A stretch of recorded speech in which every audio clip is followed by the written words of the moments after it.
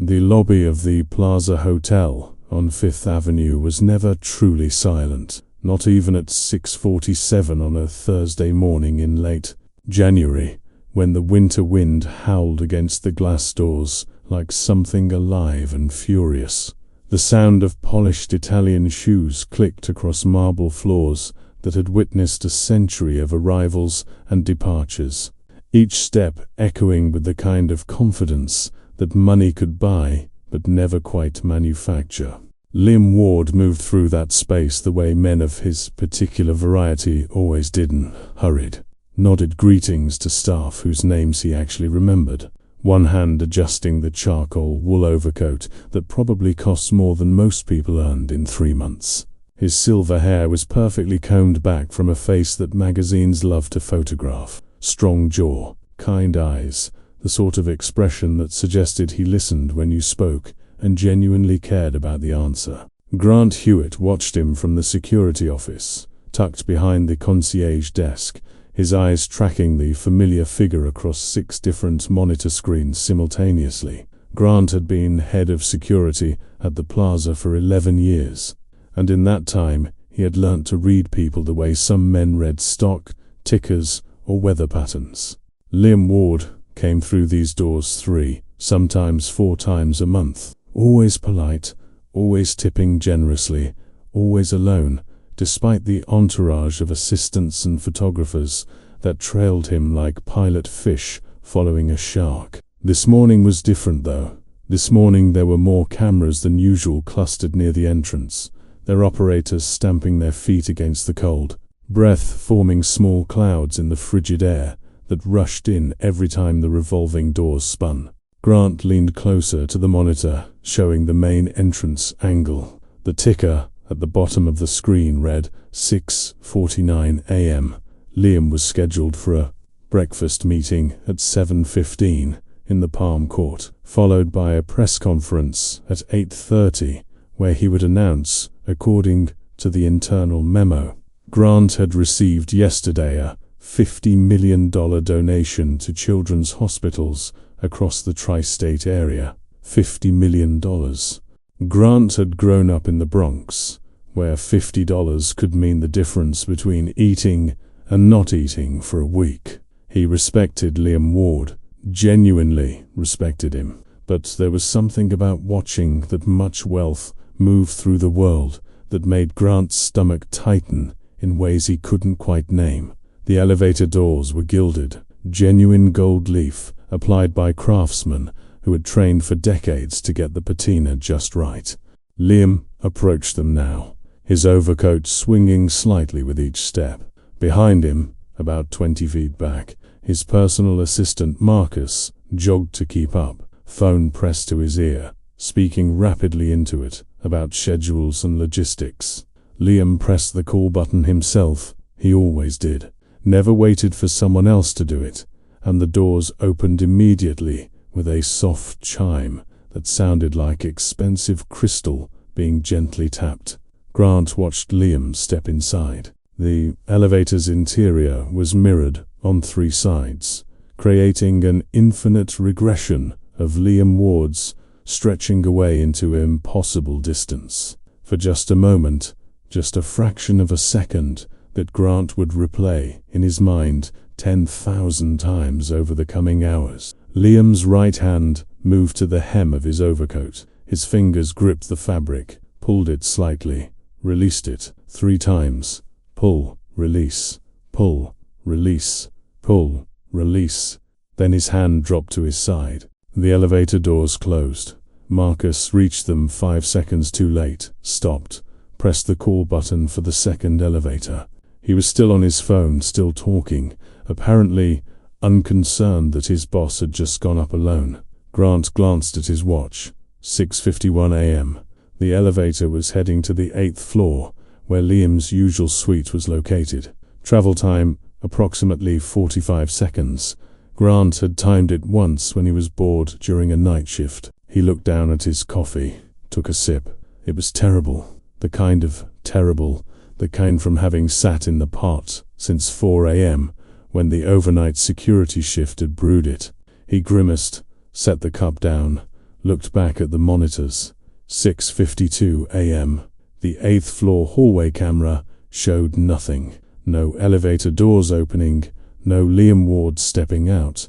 Grant frowned. Maybe the elevator had stopped at another floor. Guests sometimes pressed multiple buttons by accident, especially early in the morning when people weren't quite awake yet. He switched to the view from the 7th floor. Empty hallway. 6th floor. Empty 5th. Empty 4th. Empty. His frown deepened. The second elevator opened in the lobby, and Marcus stepped in, still on his phone. The doors closed behind him. Grant tracked it. 8th floor, arriving in ... now. The doors opened. Marcus stepped out, looking left and right, his expression shifting from neutral to puzzled. He pulled the phone away from his ear, said something Grant couldn't hear. They didn't have audio in the hallways. Privacy concerns from the 1990s that no one had ever bothered to reverse, and walked quickly toward Liam's suite. Grant's pulse, which had been steady and slow like it always was during his morning shift, began to quicken. He pulled up the lobby view again, rewound it, watched Liam enter the elevator, watched the doors close, switched to the 8th floor. Nothing. Back to lobby. Forward. Elevator closing. 8th floor. Nothing. He reached for his radio, then stopped. Stopped because calling in a concern about a VIP guest not appearing on a camera feed within 90 seconds was the kind of thing that got you labeled paranoid, or worse, incompetent. Maybe there was a camera glitch. Maybe the 8th floor hallway camera had frozen and was showing a loop of empty corridor from 2 minutes ago. Grant did something he almost never did. He stood up from his chair and walked out of the security office into the lobby. The morning air inside.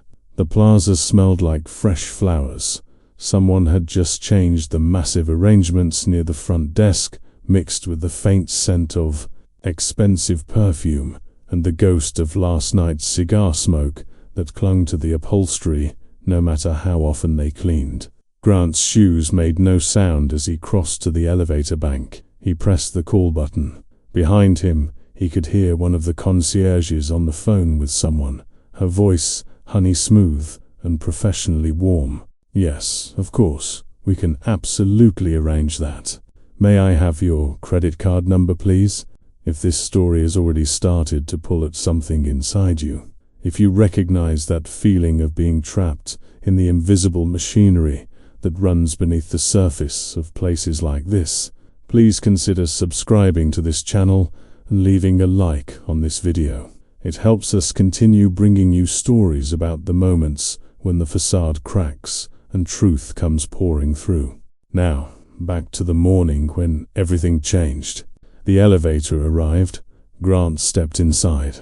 The mirrors reflected him back at himself, a black man in his early 40s, fit, but starting to show the soft edges that desk work brings. Wearing the plaza's security uniform that was designed to look like a very expensive suit, so that guests never felt like they were being watched by anyone as crass as actual security. He pressed 8. The elevator rose. Smooth, quiet, expensive. 45 seconds. Just like he remembered. The doors opened onto the 8th floor. The hallways stretched away in both directions. Carpet so thick it felt like walking on moss. Walls papered in silk that probably cost more per square foot than Grant's monthly rent. Empty. Completely empty. At the far end, about 80 feet away, he could see Marcus standing outside Liam's suite, knocking on the door, calling out, "Liam! Liam, you in there? I know you hate it when I hover, but we've got exactly 24 minutes to get you fed and photo ready." Grant walked toward him, his mind already running through possibilities. Liam had gotten off at a different floor. Liam had remembered something and had taken the elevator back down before Grant had started paying attention. Liam had, "Excuse me," Grant called out. Marcus turned, his face showing the first edge of real concern now, the professional mask slipping just slightly. Did Mr. Ward mention stopping anywhere before coming up to his room? Marcus shook his head. No, he was supposed to come straight here. shower, change into the navy suit. He's very particular about the navy suit for hospital announcements, and then we'd head down together. He knocked again, harder. Liam, come on man, this isn't funny. Grant pulled out his radio. This is Hewitt. I need a welfare check on suite 804. Guest may need assistance. He kept his voice calm, professional, but his heart was doing something complicated in his chest, a rhythm that didn't feel right. The response came back within seconds. Copy that, Hewitt. Sending someone with a master key now. They waited. Marcus had stopped knocking and was now staring at the door like he could will it to open through sheer force of concentration. Grant could hear him breathing, fast and shallow. He never does this, Marcus said quietly. 11 years I've worked for him. He's never late, never misses a call, never disappears. People like Liam Ward don't just vanish, but Grant was thinking about the hand movement. Pull, release, pull, release, pull, release, on the hem of the overcoat, 3 times. In all the months Grant had watched Liam Ward move through this building, he had never seen him make that gesture before. The master key arrived in the form of Sophia, one of the hotel's most senior housekeeping staff, a grandmother from Honduras, who had been working at the plaza longer than Grant had been alive. She took one look at both men's faces, and her own expression shifted into something watchful and careful. Problem? She asked. We're not sure, Grant said. Mr. Ward's assistant hasn't been able to reach him. We just want to make sure he's all right. Sophia nodded and slid the key card into the lock. The light flashed green. She pushed the door open. The suite was empty. Not empty in the sense that Liam Ward wasn't there, empty in the sense that it looked like no one had been there in hours. The bed was made with military precision, corners tight, pillows fluffed. The bathroom was spotless. No towels on the floor, no water in the sink, no steam on the mirror. The closet held a navy suit, perfectly pressed, waiting on a hanger. On the bedside table, a book lay face down, something about economic theory and philanthropy. A bookmark stuck 2/3 of the way through. Marcus walked in slowly, turned in a circle. This doesn't make any sense. His luggage. He stopped, opened the closet fully. His luggage is here. His clothes are here. Where the hell is he? Grant was already pulling out his radio again, but this time his hand was shaking slightly. This is Hewitt. We have a situation. Guest Liam Ward did not arrive at his suite. Last seen entering elevator A at approximately 6:51 a.m. Suite 804 is empty. I need all available security to... Hold on, the voice on the other end said. It was Davis, the security supervisor who had the morning shift. You're saying he got in the elevator and never got out? That's exactly what I'm saying. There was a pause. In that pause, Grant could hear the entire universe shifting slightly, the way it does when something impossible becomes the only explanation left. Hewitt, Davis said slowly.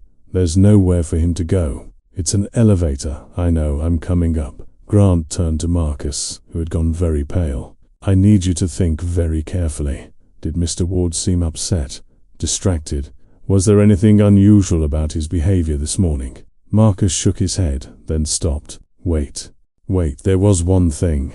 When we got out of the car, there were all these photographers waiting, like usual. But Liam, he stopped for a second before going into the revolving door. Stopped and looked back at our driver, Tommy. Just looked at him for maybe 5 seconds.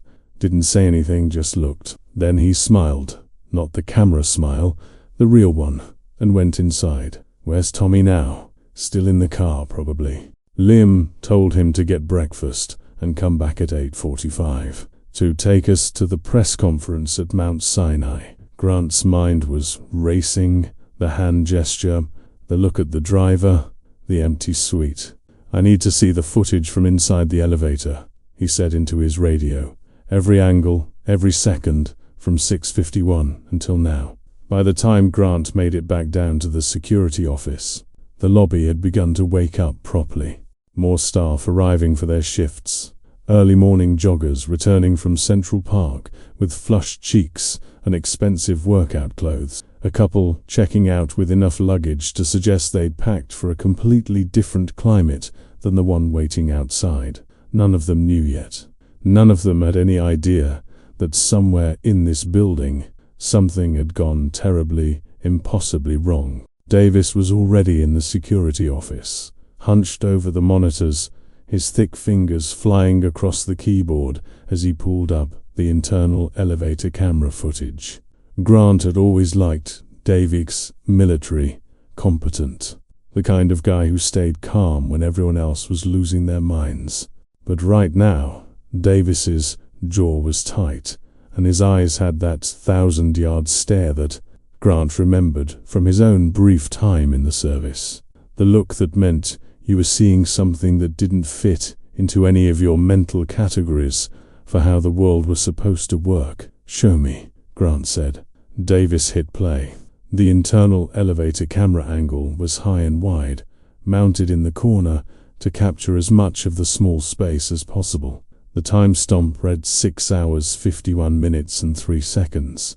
The doors slid open. Liam Ward stepped inside, his back to the camera initially. He turned, facing forward, and for just a moment, his eyes flicked up toward the camera lens. Not looking at it exactly, but acknowledging its presence the way people do when they know they're being recorded. His right hand went to the hem of his overcoat. Pull, release, pull, release, pull, release. Then something happened that made Grant's breath catch in his throat. The mirrored walls of the elevator caught Liam's reflection from 3 angles, and in the left side mirror, the one that faced slightly toward the back corner, there was a shadow. Not Liam's shadow. Shadows don't work that way in an enclosed, evenly lit space. This was something else. A darker patch in the mirror that shouldn't have been there. Approximately the size and shape of a human being crouched low in the corner behind where Liam stood. "Jesus Christ," Davis whispered. "Is someone else in there with him?" Grant leaned so close to the monitor his nose almost touched the screen. "Back it up." Slow motion. Davis complied. Frame by frame they watched. Liam stepped in, turned. The shadow appeared in the mirror. Liam's hand went to his coat hem, made the gesture. The doors closed. "Interior camera should keep recording until he gets out," Davis said. "It's on a separate circuit from the hallway cameras.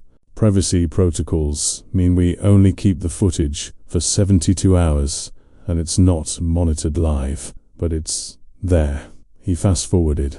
The elevator was moving, the slight vibration visible in the way Liam's coat swayed almost imperceptibly. 15 seconds in, Liam reached up and pressed a button on the panel. Grant couldn't see which one from this angle, but the elevator continued upward. 20 seconds in, Liam turned slightly to his right, said something.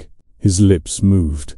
3 words, maybe 4. He was speaking to someone, or to something, or to himself. 30 seconds in, Liam's hand went to his throat, adjusted his tie. A normal gesture. Completely normal, except that his hand was shaking. 40 seconds in, Liam Ward began to unbutton his overcoat.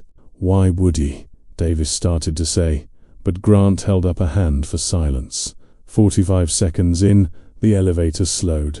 The plaza's elevators were smooth, German-engineered, but there was still that tiny moment of deceleration that you could feel in your bones if you paid attention.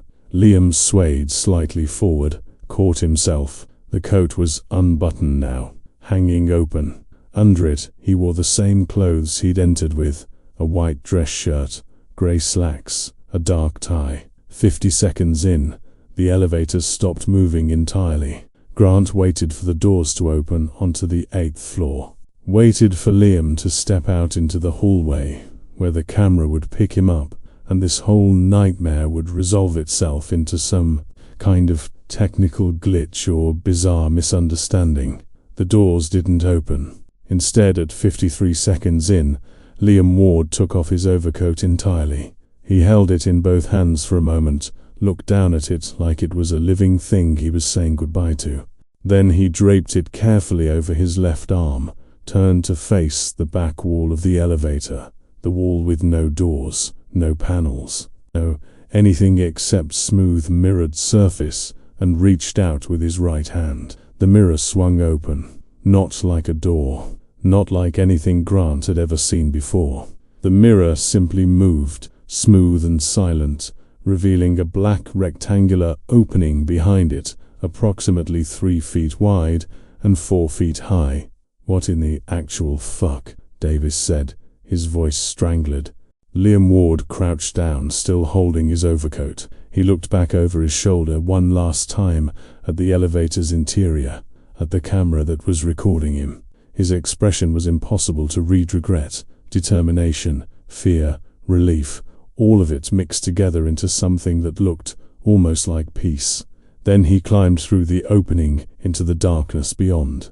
The mirror swung closed behind him. The elevator sat there, empty, its interior lit and perfect, and utterly impossible. The time stomp ticked forward, 59 seconds, 60 seconds, 65 seconds.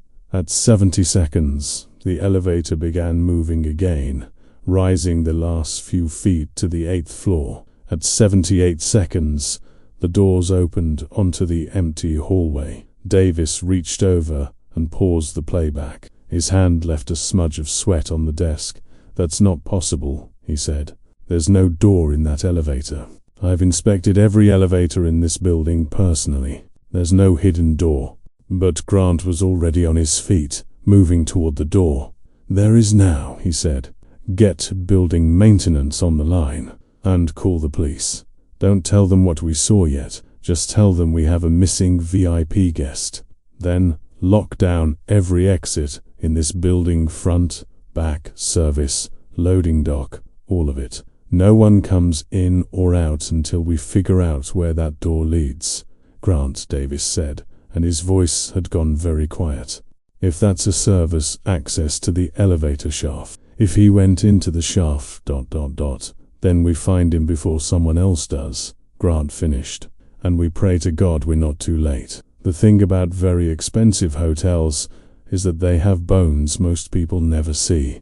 Behind the silk wallpaper and the gold fixtures and the smiles that cost nothing and mean everything, there's infrastructure, miles of pipes and wires and service corridors and maintenance shafts and access panels that the people who designed them 100 years ago built with the understanding that beautiful things require ugly machinery to keep them running.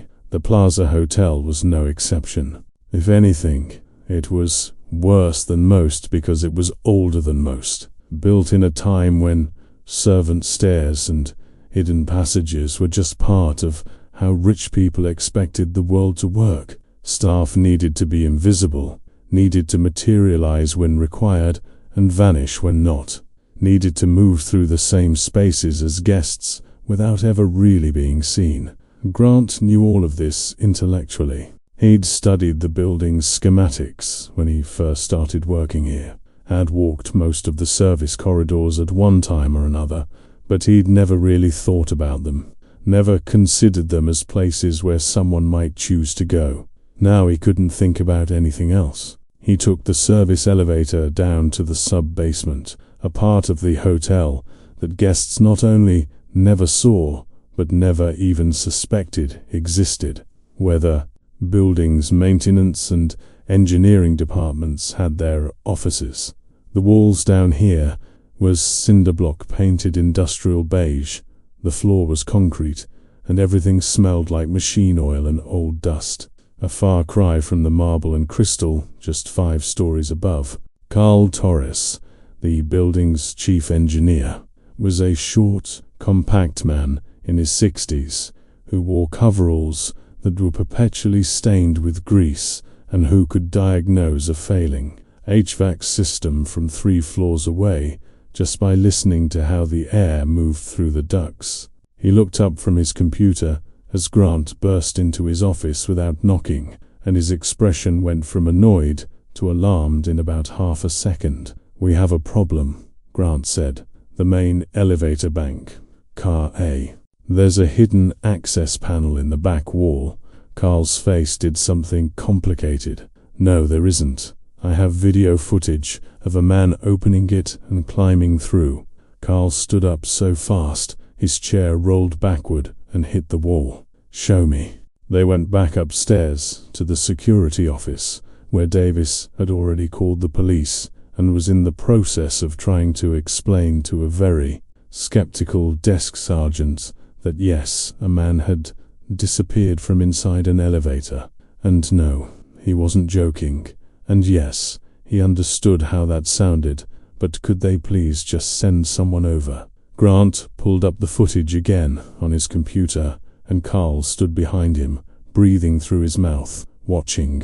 When Liam Ward climbed through the mirror that shouldn't open, Carl made a noise like he'd been punched in the stomach. That's the shaft access, he said quietly. Every elevator has one. It's for emergency situations. If someone gets stuck and we need to evacuate them from inside the car. But it requires a special key to open from the interior, and that key is kept in a locked box in my office. There's only one key. It's never been used. The box is sealed with a tamper, evident tape that gets checked monthly by the fire department. I need you to go check if the key is still there, Grant said.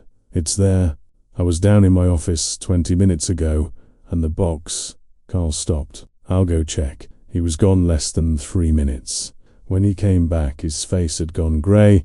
In his hand he held a small plastic box, the kind used for holding keys in emergency situations. The transparent tamper-evident tape that should have been stretched across the seam was cut cleanly through. The box was open. Inside, in the small foam depression where the key should have been resting, there was nothing. It's gone, Carl said numbly. Someone took it. Someone cut through the tape, took the key, and put the tape back so carefully I didn't notice. When was the last time you verified the key was actually in there? Grant asked. Monday, 3 days ago.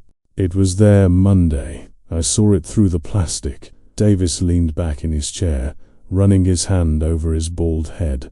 So sometime between Monday and this morning, someone stole the key. Then this morning, Liam Ward uses that key to open a maintenance access in the back of the elevator and climbs into the shaft. He looked at Grant, which means either someone gave him the key or ...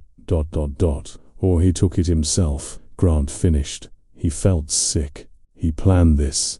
The hand gesture, that was him signaling someone. The coat, he took it off, so he could move through tight spaces more easily. He knew exactly what he was doing. But why? Davis said. The man's a billionaire. He's got a press conference in an hour and a half where he's about to make himself look like the second coming of Andrew Carnegie. Why would he stage his own disappearance? Grant didn't have an answer. Instead, he turned to Carl. Where does that access lead? Into the shaft itself. There's a ladder that goes up and down. It's how we access the cables and pulleys for maintenance. From the shaft, there are horizontal access tunnels that connect to the other elevator shafts. And from those, you can get to basically anywhere in the hotel's service areas. The mechanical rooms, the laundry, the loading docks.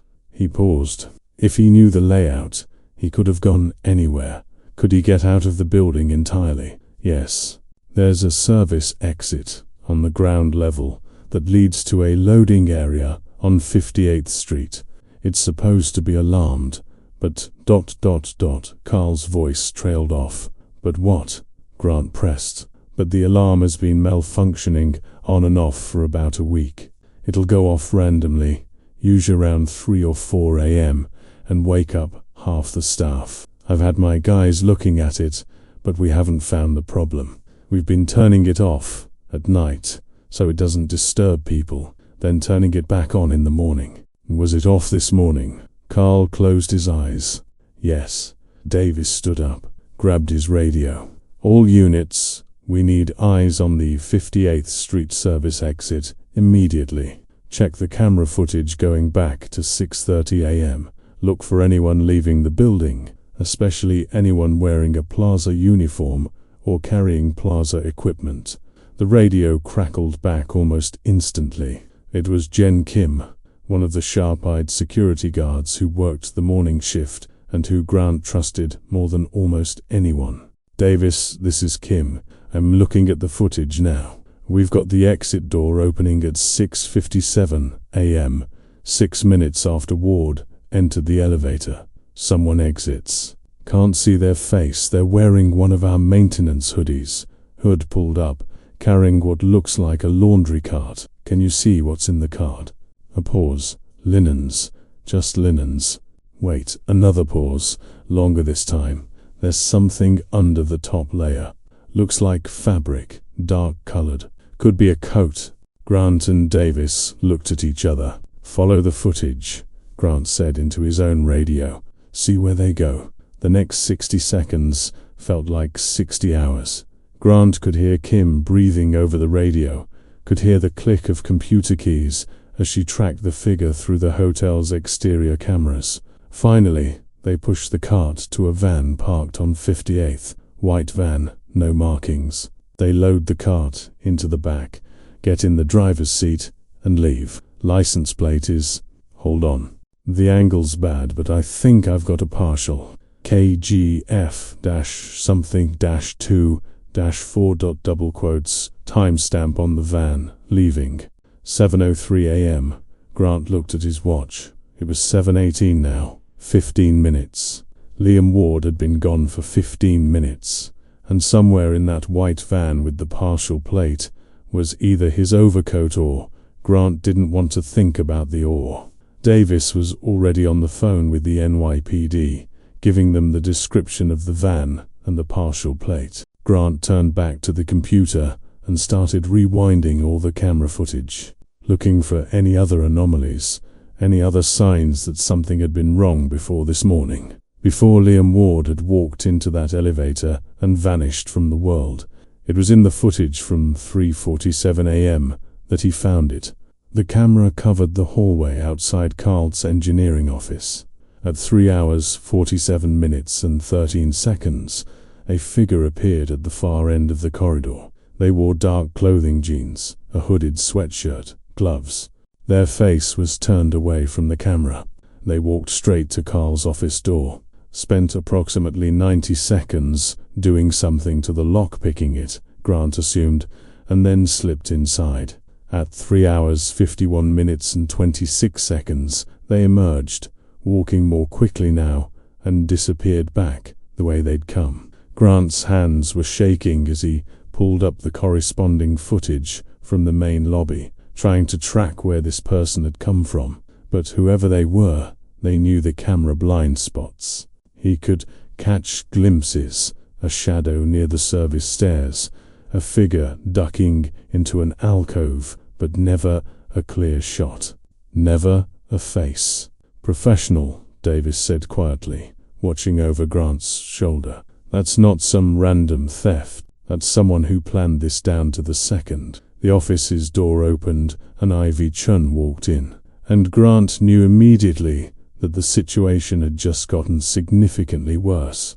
Ivy was the hotel's director of public relations, a woman in her mid-30s who dressed like she'd stepped out of a Vogue editorial, and who could handle a PR crisis with the same calm efficiency most people reserve for ordering coffee. But right now, her calm was cracking. Her normally perfect hair had strands coming loose around her face, and there were high spots of color on her cheeks. "Tell me," she said without preamble, "that you found him."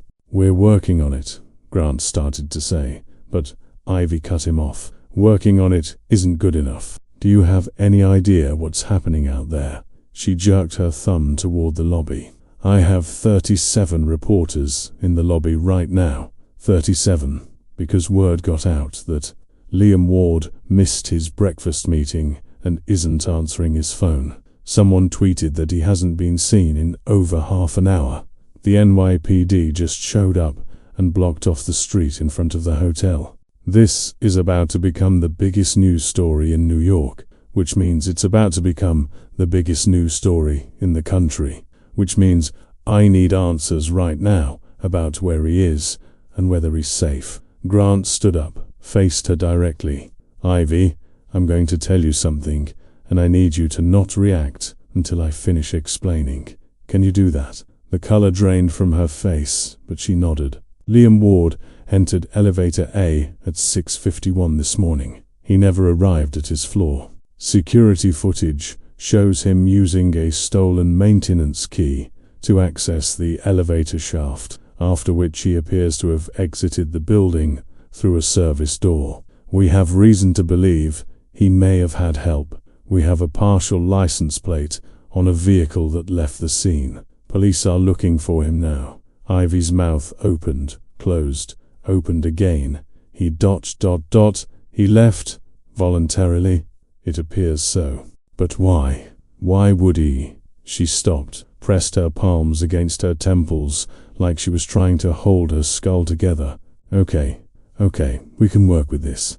We tell the media he had a personal emergency, had to leave suddenly. The press conference is postponed, Ivy. Davis interrupted gently. If we put out a statement saying he left voluntarily, someone's going to ask why he didn't just walk out the front door, why he snuck out through a maintenance exit. And then we have to either lie, which will come out eventually, or tell the truth, which is that we have no idea why a billionaire philanthropist chose to disappear from inside our hotel using methods that suggest either a very elaborate escape or ... double quotes. He didn't finish the sentence. He didn't have to. Or he was running from something, Ivy whispered. Her eyes went wide. Oh God. Oh my God. If he was running from something and we had him stay here, if something happened to him on our property, she looked like she might be sick. Grant's radio crackled. Hewitt, this is Kim. I think you need to come up to 804 right now. We found something. They took the stairs, faster than waiting for an elevator, and arrived at Liam's suite, breathing hard. Sophia was standing in the doorway, her face troubled. Kim was inside, standing next to the nightstand, pointing at the book. I thought it was just a bookmark, Kim said. But look. Grant picked up the book carefully. The bookmark wasn't a bookmark at all. It was a small piece of hotel stationery, folded once. On it, in handwriting that Grant would later confirm belonged to Liam Ward, were 6 words. Don't look for me. Look for them. Below that, a single line. The ones you don't see. Grant read it 3 times, trying to make it mean something other than what it very clearly meant. Trying to find some interpretation where Liam Ward wasn't talking about people who were invisible, people who worked in buildings like this and wore uniforms and pushed carts and were, in the most fundamental way possible, completely overlooked by the guests they served every single day. He's protecting someone, Ivy said quietly. She'd follow them up, was reading the note over Grant's shoulder. Or he's doing something for someone. Someone who, she stopped, turned to Sophia, the maintenance person who left through the service door. The one in the hoodie with the laundry cart. Could you tell from the video if they were male or female, how tall they were? Kim pulled up the footage on her phone, zoomed in as much as the quality would allow. Small, maybe 5'5", 5'6". The way they moved, ... She squinted. Could be male, could be female. Hard to tell with the hood. Sophia was staring at the note, her weathered face creased with thought. I need to see housekeeping schedule, she said suddenly, from this morning. Why? Grant asked. Because, Sophia said slowly, morning shift starts at 6 a.m. By 6:57, when this person left, morning shift should be working. Every housekeeper should be accounted for. But if someone isn't where they're supposed to be, ...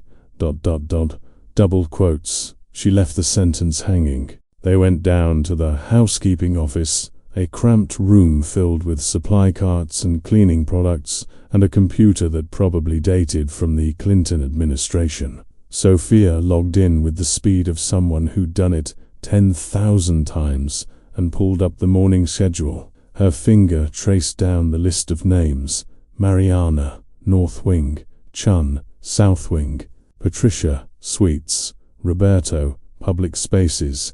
She kept going. Everyone here. Everyone accounted.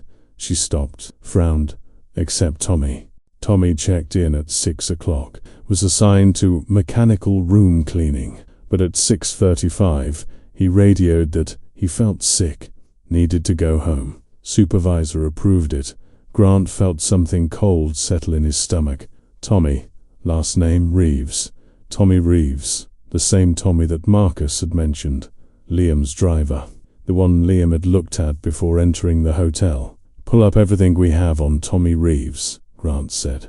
"Home address, emergency contacts, how long he's worked here, everything." While Kim worked on that, Grant pulled out his phone and called Marcus, the driver who brought Liam this morning. "Tommy, how long has he been driving for Liam?" "Tommy," Marcus sounded surprised by the question. "Maybe 6 months. He's technically employed by the car service Liam uses, but Liam always requests him specifically, says Tommy's reliable." "Why? Does Liam know anything about Tommy's personal life? Family, medical issues, anything like that?" There was a long pause. "I mean, Liam knows something about everyone's personal life. It's one of his things. He actually listens when people talk. I know Tommy has a kid, a daughter, I think, and there was something ... Double quotes. Marcus's voice trailed off. "Something what?" "A few weeks ago, Liam asked me to add a name to the list for the hospital donation announcement. Usually it's just the hospital board members and some major donors, but he wanted this name added: Teresa Reeves, Tommy's daughter. She's on the transplant list at Mount Sinai.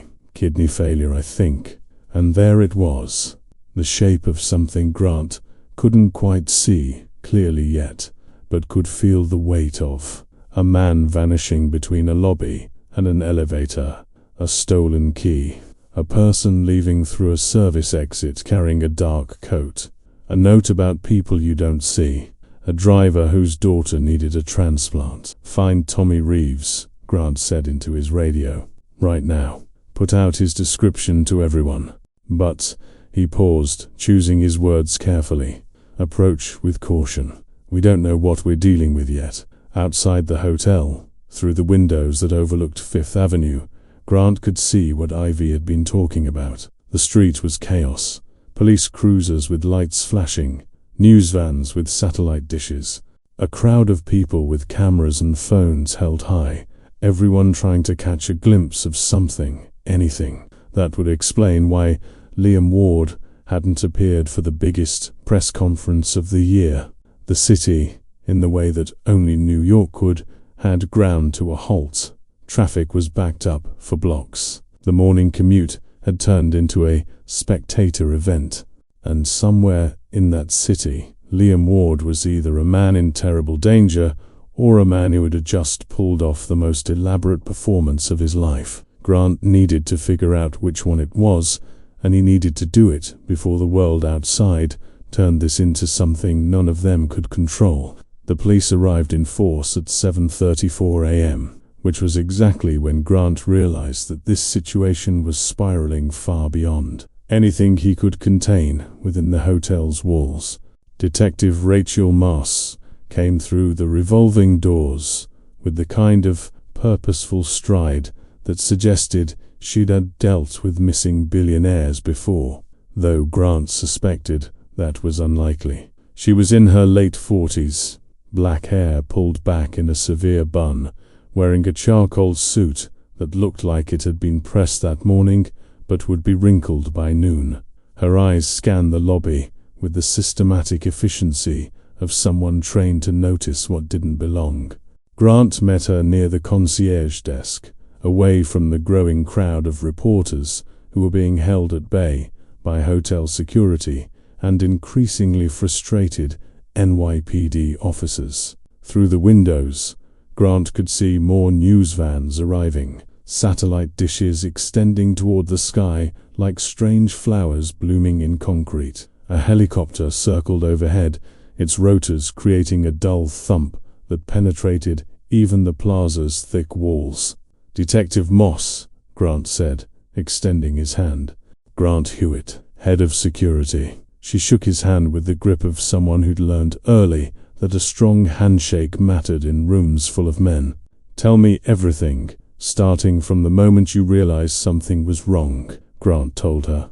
The elevator, the footage, the mirror that opened, the stolen key, the figure in the hoodie, the van with the partial plate, the note in the suite, Tommy Reeves and his daughter on the transplant list. By the time he finished, Detective Moss's expression had shifted from professional skepticism to something approaching genuine concern. Show me the video, she said. They went to the security office, which was now crowded with hotel staff, police officers, and Ivy Chun, who was on her phone trying to manage what was rapidly becoming an international media crisis. Grant pulled up the elevator footage again. Detective Moss watched in silence as Liam Ward made the three-pull gesture on his coat hem as he unbuttoned the coat, as he opened the mirror that shouldn't open, as he climbed through into darkness. When it finished, she was quiet for a long moment. Then, play it again. Slower this time. Grant did. This time, Detective Moss leaned so close to the screen that her breath fogged the glass slightly. She watched Liam's face as he looked back at the camera one final time before disappearing. Pause there, she said. The image froze. Liam Ward caught mid-turn, his expression captured in that fraction of a second before he vanished. That's not fear, Detective Moss said quietly. That's not someone being forced to do something against their will. That's determination. She straightened up. He's doing this voluntarily. The question is why. The note mentioned the ones you don't see, Ivy offered from across the room. She'd put her phone down, was chewing on her thumbnail, the first crack in her professional composure that Grant had seen. And we know Tommy Reeves, who drives for Liam, and who has a daughter who needs a transplant, left his housekeeping shift sick this morning, right around the time someone was stealing that key. And Liam specifically requested that Tommy's daughter be on the list for his hospital announcement. Detective Moss turned to one of the uniformed officers standing by the door. Put out a bolo for Tommy Reeves' description. She looked at Grant. Grant pulled up Tommy's employee file. The photo showed a thin white man in his mid-40s, with the kind of worn face that spoke of too many night shifts and too much worry. Sandy brown hair starting to grey at the temples. Hazel eyes that looked tired, even in a photo ID. 5'10", approximately 160 pounds. Last known to be driving a black Lincoln Town car, license plate, ...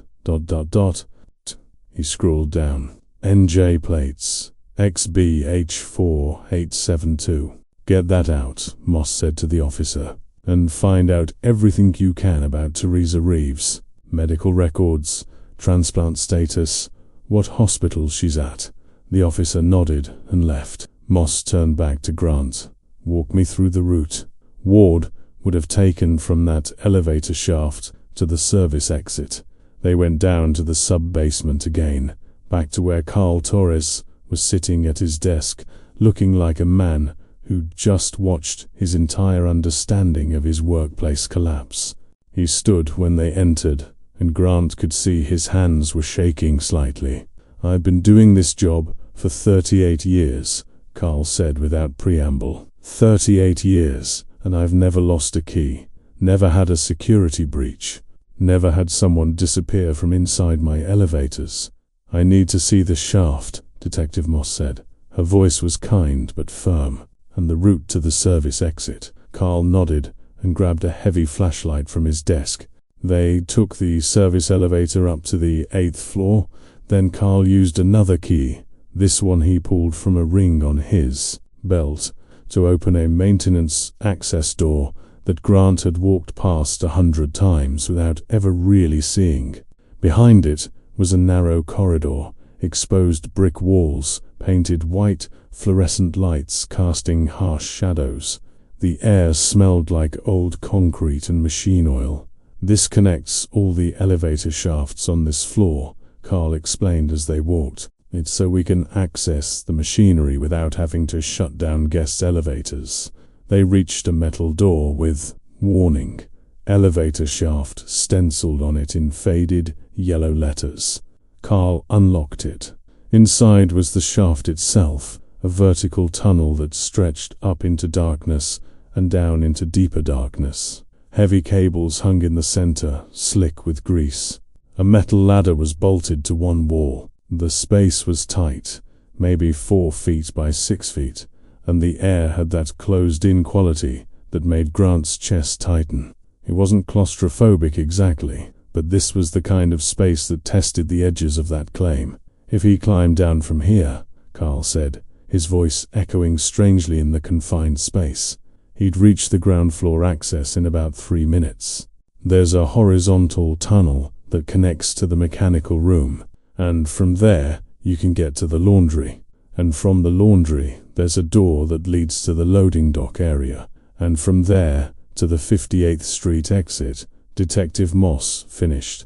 She pulled out her phone, turned on its flashlight, and shone it down into the shaft. The beam didn't reach the bottom. 3 minutes. He left the elevator at 6:52, was out the door by 6:57. That's 5 minutes. Tight, but doable, if he knew exactly where he was going, which means someone told him, Grant said. Someone who knows this building's infrastructure. Tommy Reeves worked housekeeping? Moss asked. Carl nodded. 2 years. Good worker. Quiet. Cleaned the mechanical rooms, mostly boiler rooms, electrical closets, places where guests never go. He'd know these passages as well as anyone. They stood there in the narrow corridor, staring into the dark shaft, and Grant felt the pieces starting to align in his mind. Not completely, not yet, but enough to see the outline of what might have happened. Tommy Reeves, desperate to help his dying daughter. Liam Ward, a man known for his philanthropy, his interest in helping people. A plan hatched between them, elaborate and risky and completely insane, where a billionaire would stage his own disappearance to... What was the endgame here? Detective Moss's phone rang. She answered it, listened, and her expression went from neutral to deeply concerned. When? She asked. And we're sure. A pause. Okay, thank you. She hung up. That was Mount Sinai Hospital, she said slowly. Teresa Reeves, age 17, was admitted to their transplant unit 6 hours ago, 1 a.m. this morning. She's in surgery right now. Emergency kidney transplant. She looked at Grant, at Carl, at the dark shaft behind them. The donor is listed as anonymous. The world seemed to tilt slightly. Grant reached out and steadied himself against the wall. Anonymous, he repeated. It gets stranger, Moss continued. The surgery was scheduled 3 days ago, meaning someone arranged for this transplant, lined up this donor, 3 days before Liam Ward disappeared. She paused. The same day the key went missing from the engineering office. Ivy had followed them down. She was standing in the corridor now, her perfect composure completely gone. Mascara smudged under one eye where she'd rubbed it. Are you saying what I think you're saying? Her voice was barely above a whisper. Are you saying Liam Ward is donating a kidney to this girl? I'm saying, Detective Moss replied carefully, that the timing is extremely suspicious. But we need to verify. She pulled out her phone again, dialed. This is Detective Rachel Moss, NYPD. I need to speak with the surgical team handling the Teresa Reeves transplant. A pause. I understand patient confidentiality. This is a police matter regarding a missing person who may be connected to your anonymous donor. Another pause. Longer. Thank you. She waited, phone pressed to her ear. Grant watched her face, watched the way her eyebrows drew together, the way her mouth tightened into a thin line. Finally, this is Detective Moss. I need you to confirm whether your anonymous donor for the Reeves transplant is a male, approximately 62 years old, 6 feet tall. She listened, her eyes closed. I see. And when did this donor check in? Another pause. Using what name? She wrote something in a small notebook. And you're telling me that everything about this donation is legal, fully documented? She nodded, even though whoever she was talking to couldn't see her. Thank you, Doctor. She hung up, looked at Grant, looked at Ivy, looked at Carl. Liam Ward checked in to Mount Sinai at 2 a.m. this morning under the name William Lee Landwich. For those keeping track, has the same initials. He presented all the required documentation for anonymous donation, including psychological evaluation, confirming he understood the risks and was acting of his own free will. He was prepped for surgery at 5 a.m. The surgery began at 7:30 a.m. She checked her watch, which means he's on an operating table right now, having a kidney removed to give to the 17-year-old daughter of his driver. The silence that followed was absolute. Even the sounds of the hotel, the distant hum of HVAC, the muted noise of traffic outside, the elevator mechanisms whirring somewhere in the walls, seemed to fade away into nothing. Grant felt like he was underwater, like the air had turned thick and heavy and hard to breathe. He staged his own disappearance, Ivy said slowly, working it out as she spoke, to donate a kidney. He snuck out of a hotel, through an elevator shaft and a maintenance corridor and a loading dock, with City's entire media apparatus about to descend on him, just so he could anonymously save a dying girl. Why? Carl asked. Why not just donate openly? Why not tell people what he was doing? He'd get even more positive press for it. More, because Grant interrupted. And suddenly, he understood. Suddenly it all made a terrible, beautiful kind of sense. If he did it openly, it would be about him. It would be another story about billionaire philanthropy. Another article about how generous the rich can be when they choose to share. But this, he gestured around them, at the narrow corridor, at the shaft, at the path Liam had taken through all the invisible spaces of this building. This makes it about everyone else. About Tommy, who cleans the boiler rooms and drives a car, and whose name nobody knows.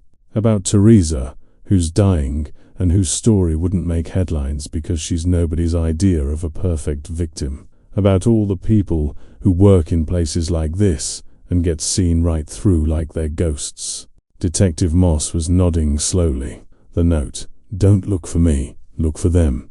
The ones you don't see." She let out a long breath. He's forcing everyone, the media, the police, the public, to pay attention to Tommy Reeves, to ask questions about why this man was involved, to learn about his daughter.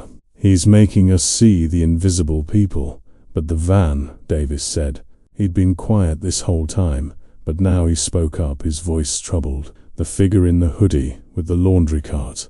Someone helped him get out. Someone knew about this.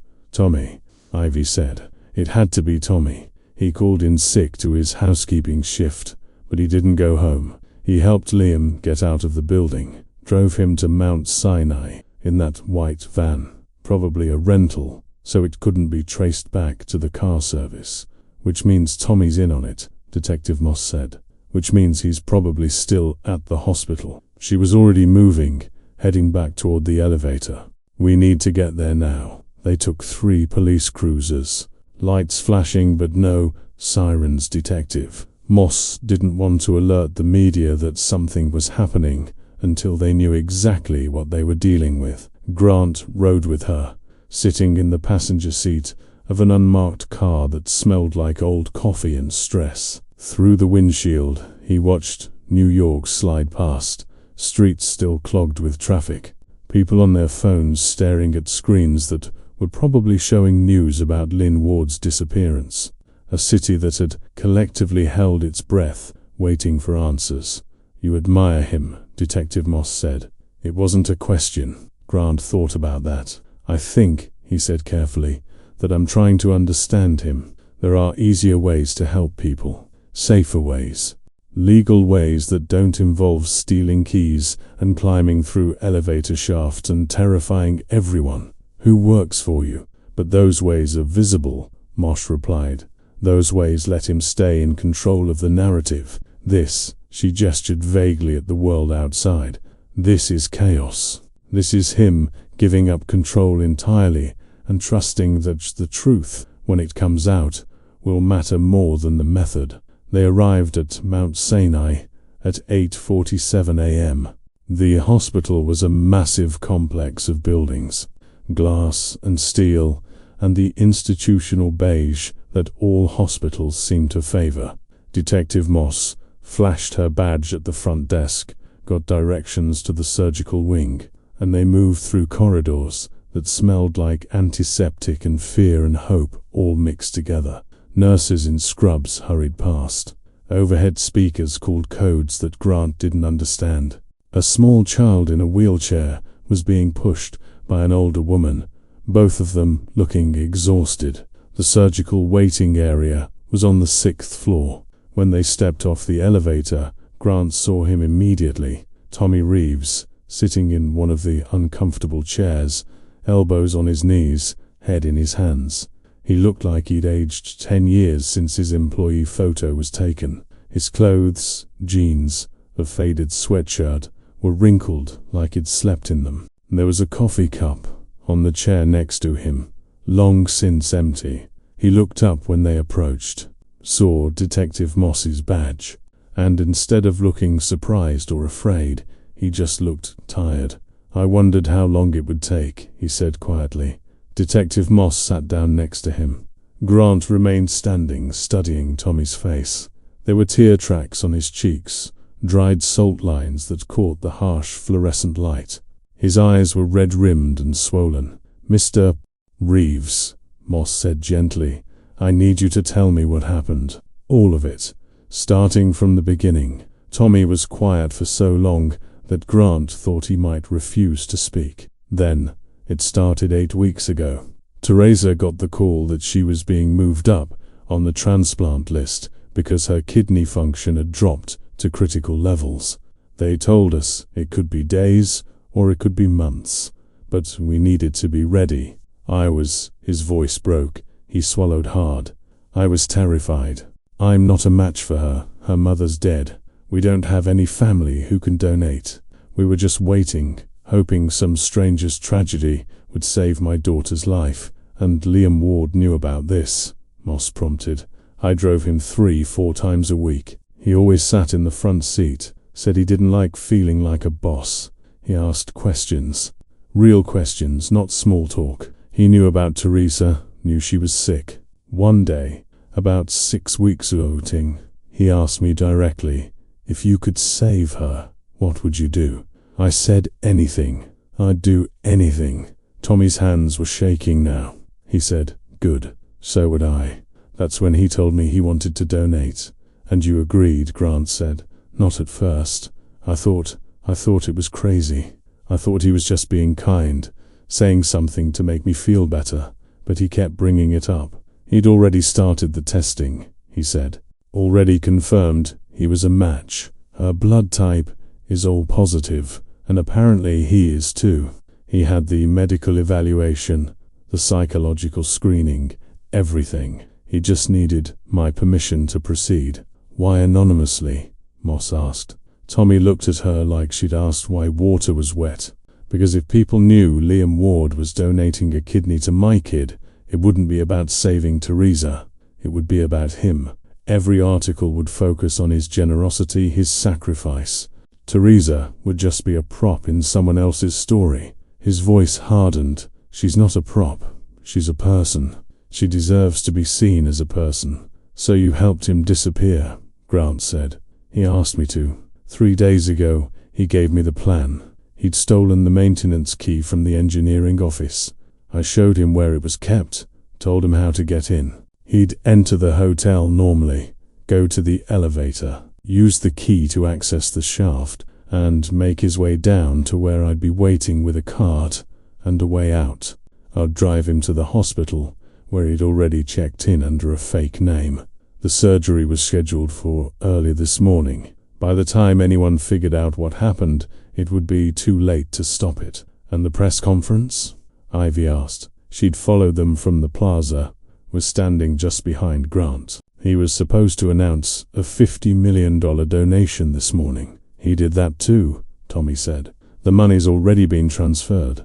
I have the documentation in my car. He gave it to me, told me to make sure it got to the right people, regardless of what happened.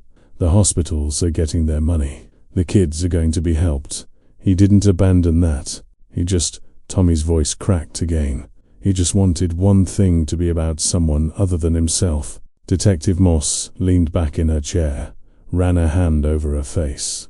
You realize, she said slowly, that this is going to be complicated. Legally, everything appears to be in order. The donation was voluntary, properly documented, executed by licensed medical professionals.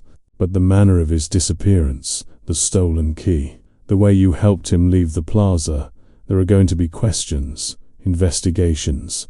The media is going to tear this apart from every angle. I know, Tommy said. Liam knows too. He said that was part of the point. He said people need to see what it looks like when someone with power makes themselves powerless. When someone visible makes themselves invisible. He looked up at Grant, at Moss, at all of them. You want to know the real reason he did it this way? It's because in a few hours, when you tell the media what happened, they're not going to be able to write the story without talking about Teresa, without talking about me, without talking about every other person who cleans their hotel rooms and drives their cars and exists in the spaces between their attention. He's forcing the world to see us. And Grant realized, with a clarity that felt almost painful, that Tommy was right. The story wasn't going to be billionaire donates kidney. The story was going to be billionaire disappears to save driver's daughter. The headlines would include Tommy's name, Teresa's name, the circumstances that brought them to this point, the inequality, the desperation, the invisible humanity of people who served and were never seen. Liam Ward had turned himself into a mystery, so that solving the mystery would require seeing everyone else. A door at the far end of the waiting area opened, and a surgeon emerged, still in scrubs, a surgical mask pulled down around her neck. She looked exhausted, but there was something else in her expression, satisfaction, maybe, or relief. She scanned the waiting area, found Tommy, and walked over. Mr. Reeves, she said. Tommy stood so fast he nearly knocked over his empty coffee cup. Is she? Teresa's doing very well. The transplant was successful. The new kidney is functioning. She's stable, and she's being moved to recovery now. You can see her in about an hour. The surgeon smiled, and it transformed her tired face into something warm. She's going to be okay. Tommy's legs gave out. He sat down hard, buried his face in his hands and began to sob. Not quiet, dignified tears, loud, ugly, full-body sobs of relief and joy, and the release of 2 years' worth of fear. The surgeon squeezed his shoulder, said something too quiet for Grant to hear, and walked away. Detective Moss waited until Tommy had regained some composure before asking, "And the donor?" "Also stable," the surgeon called back over her shoulder. "Both surgeries went perfectly. He'll be in recovery for the next few hours, but barring complications, he should make a full recovery." "Can we see him?" Moss asked. "Not yet. Give it another 3 hours. He needs rest." They waited. The hospital's waiting area slowly filled with other people, families anticipating news. Patients called for appointments, an elderly man in a wheelchair who sat staring at nothing. Outside the windows, New York continued its relentless motion. Traffic, construction, people flowing like rivers through the streets. Somewhere in the city, reporters were still camped outside the plaza, still demanding answers. The NYPD's Public Information Office was being bombarded with calls. Social media was on fire with theories: kidnapping, mental breakdown, scandal, conspiracy. None of them had guessed the truth, because the truth was stranger and simpler and more profound than any conspiracy. At 11:43 a.m., a nurse came to get them. She led them through more corridors, past recovery rooms where patients lay sleeping or staring at televisions, to a private room at the end of a quiet hallway. She knocked once, gently, then opened the door. Liam Ward was awake. He was propped up in the hospital bed, and 4 in his arm, monitors beeping softly around him, that particular pallor that comes after surgery, making his skin look like old paper. But his eyes were clear, and when he saw them enter, he smiled. Not the public smile Grant had seen in photos and videos. This was smaller, more genuine, tinged with pain and exhaustion, and something that looked almost like peace. "Detective," he said to Moss. "Mr. Hewitt, Miss Chun." His voice was rough, probably from the breathing tube during surgery. "I assume you have questions." Detective Moss pulled a chair up to the bedside, sat down with the heaviness of someone who'd been on her feet for 5 hours straight. "Mr. Ward, do you understand that you caused a city-wide panic? That there are currently 30-plus police officers, multiple detective units, and approximately 100 reporters trying to figure out if you're alive or dead?" "I do," Liam said, "and I'm sorry for the inconvenience, truly. But I couldn't see another way to do this that would accomplish what needed to be accomplished." "Which was what, exactly?" Moss asked. Liam shifted slightly, winced. The incision was obviously painful. "I've been wealthy my entire adult life, detective. Inherited money, made more money, gave away money. I've had buildings named after me, awards, recognition. I've been photographed and interviewed and celebrated. And in all that time, in all those articles and ceremonies and press conferences, I've watched how invisible certain people are. The people who serve the food at the galas, who clean the buildings that bear my name, who drive the cars and press the clothes and exist just outside the frame of every photograph." He paused, took a shallow breath. "Tommy Reeves drives me 3 times a week. His daughter is dying, was dying," he corrected himself, "and nobody knew. Nobody cared. Not because people are cruel, but because we've built a society where it's possible to be completely unseen, even when you're right there in front of everyone. I could have donated openly. I could have made it another story about my generosity. But then Teresa would still be invisible. Tommy would still be invisible. All the Tommys and Teresas would still be the people nobody writes about. So you made yourself invisible instead," Grant said quietly. "I made myself a mystery," Liam corrected. "I knew that if a man like me disappeared under impossible circumstances, people would pay attention. They'd investigate, they'd ask questions, and eventually, when they found the answer, they'd have to reckon with what that answer meant. They'd have to see Teresa. They'd have to see Teresa.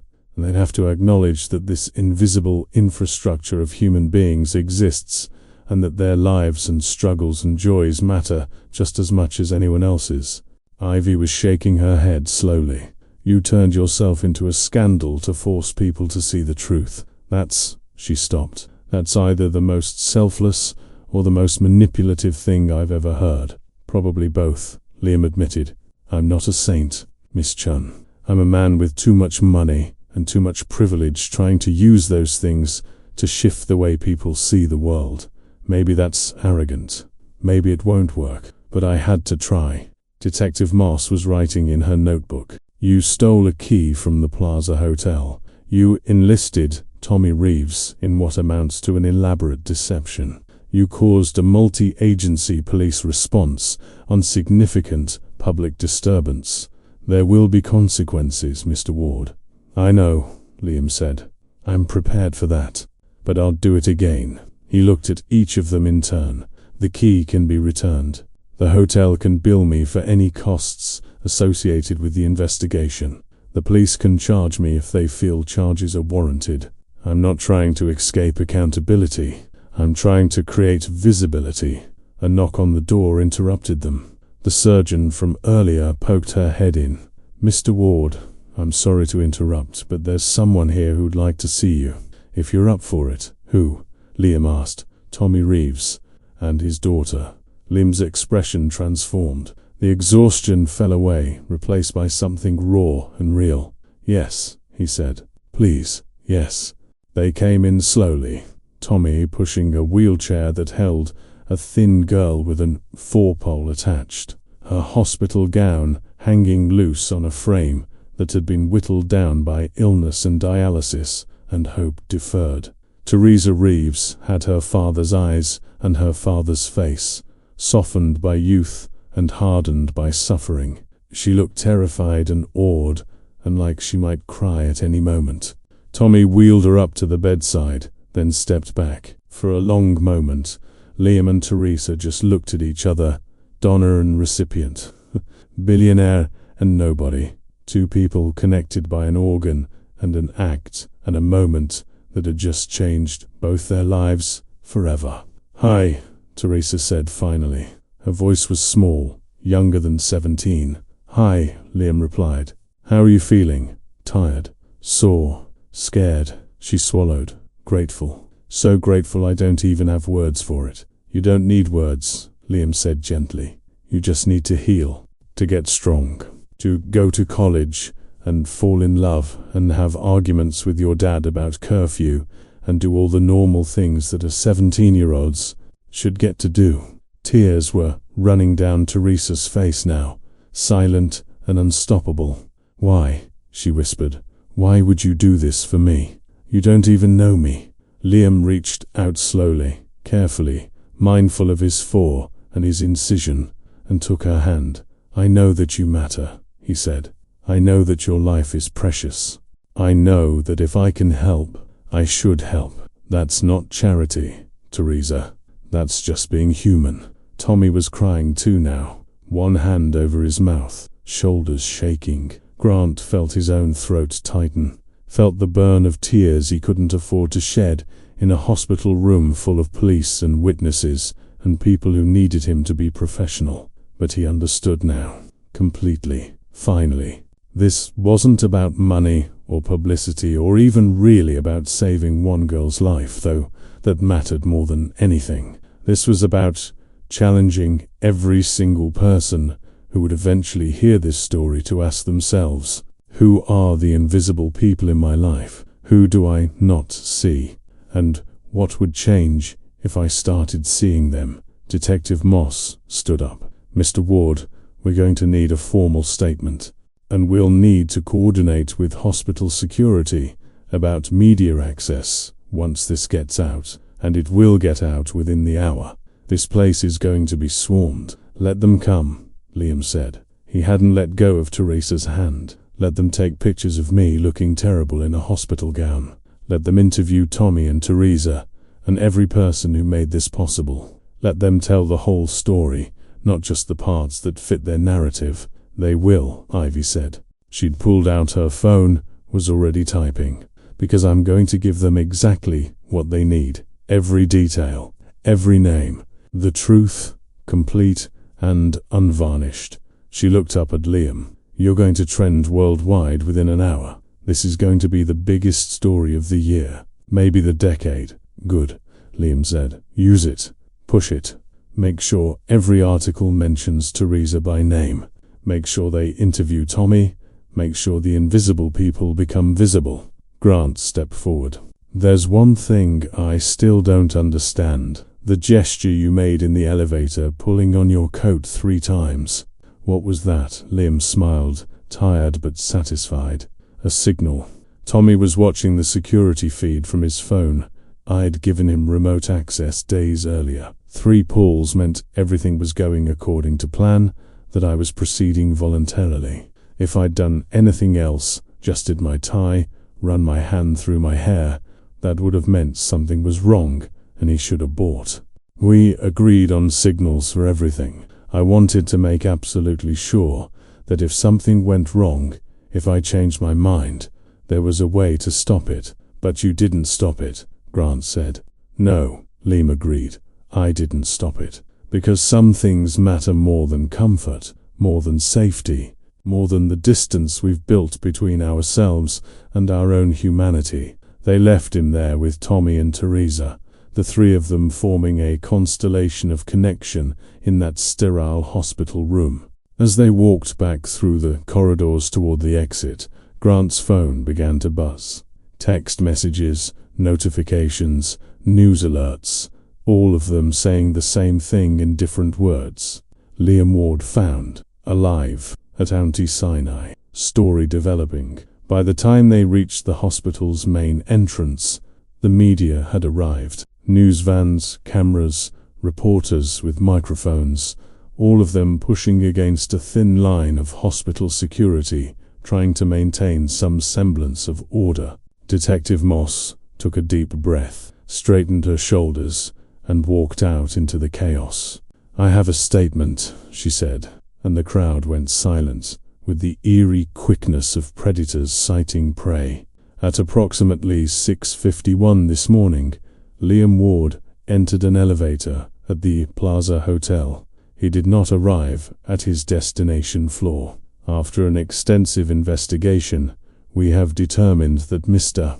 Ward left the hotel through a maintenance access and traveled to Mount Sinai Hospital, where he underwent surgery to donate a kitten to Teresa Reivers, age 17, daughter of Tommy Reivers, who works as a driver and maintenance staff. The surgery was successful. Both donor and recipient are stable and recovering.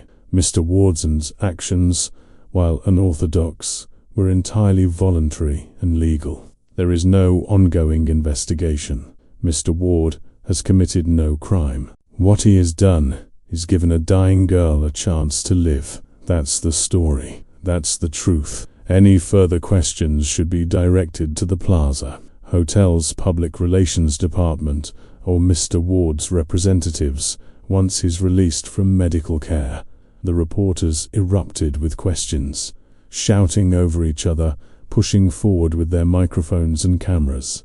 But Detective Moss was already walking away, back toward her car, and Grant followed her. "You didn't mention the stolen key," he said quietly. "No," she agreed. "I didn't, because, in the grand scheme of things, a stolen maintenance key that was returned and caused no actual damage seems like a pretty small price to pay for what happened here today." She looked at him. "You going to push me on it?" Grant thought about Liam Ward's hand on Teresa's hand, about Tommy's tears, about the invisible people who kept buildings running and cars driving and meals served, and who asked for nothing except to be seen. "No," he said, "I'm not going to push you on it." They parted ways at the hospital parking lot. Grant took a cab back to the plaza, where the lobby was still chaos, but a different kind of chaos now. Reporters who knew the story, who were filing pieces about sacrifice and inequality and feasibility. Guests who had heard the news and were crying or arguing or trying to process what had happened. Staff who were being interviewed, their names in articles, their faces on camera, their invisibility cracked open by one man's elaborate vanishing act. Grant went to the security office, sat down at his desk, and pulled up the elevator footage one last time. He watched Liam Ward enter, watched the 3 pulls on the coat, watched the mirror open, watched the disappearance that wasn't a disappearance, but a transformation from someone seen to someone unseen, so that the unseen could finally be seen. His phone buzzed with a text from an unknown number. "Thank you for finding us when we didn't want to be found. Thank you for seeing what mattered." Tommy Grant sat there for a long time, staring at that message, thinking about the architecture of invisibility that humans built around themselves and each other, thinking about the courage it took to climb through a mirror into darkness, thinking about Teresa Reeves, who would wake up tomorrow with a kidney that wasn't hers and a life that would stretch out ahead of her in ways she'd almost given up hoping for. 3 months later, Grant stood in the lobby of the plaza and watched Liam Ward walk through the revolving doors. He looked thinner, moved a bit more carefully, but his eyes were bright and he was smiling. Tommy was with him, and so was Therese, walking on her own now, color in her cheeks, wearing a college sweatshirt that said, "Now you," in proud purple letters. They saw Grant and came over. Liam extended his hand. "Mr. Hewitt, good to see you." Grant shook his hand, then Tommy's, then very carefully gave Teresa a gentle hug. "How are you feeling?" he asked her. "Strong," she said. "Getting stronger every day. I start classes next week. Pre-med," she added with a shy smile. "Seems appropriate." Liam laughed. "She's going to save more lives than I ever could. That's the real miracle here." "There's been some changes," Grant said, "since everything happened. The hotel started a scholarship program for staff and their families. We've had 3 people promoted from housekeeping to management positions. The staff break room got renovated, actually nice now, with comfortable furniture and decent coffee. And there's been ... double quotes," he paused, not quite sure how to say it. "There's been a shift in how people treat each other. Like everyone suddenly remembered that we're all just humans trying to get through the day. That," Liam said quietly, "is all I ever wanted. Not credit, not recognition, just shift, just change. Just people seeing each other clearly."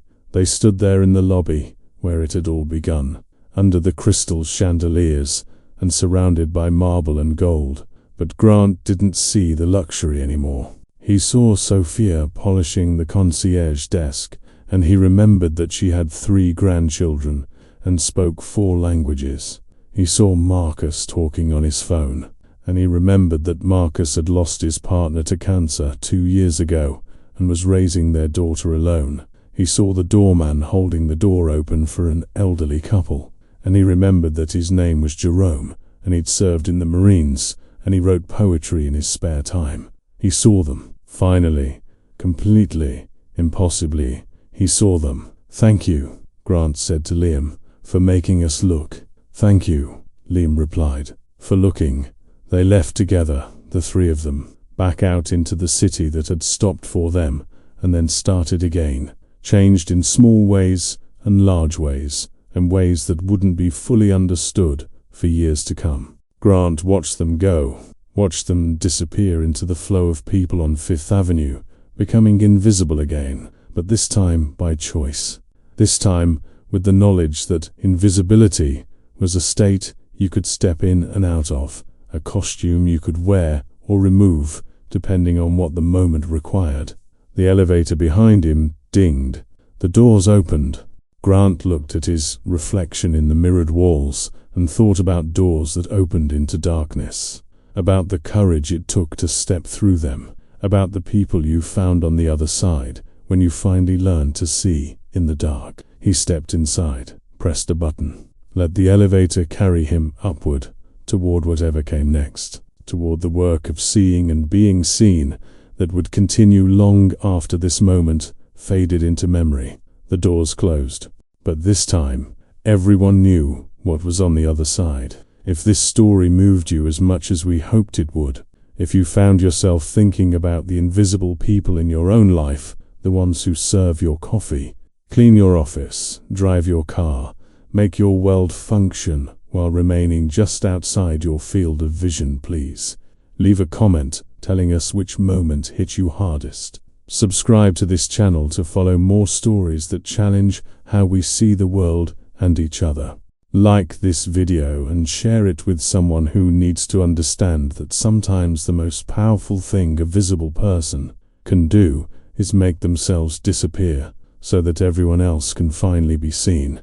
Because, in the end, we're all just humans, and every single one of us matters.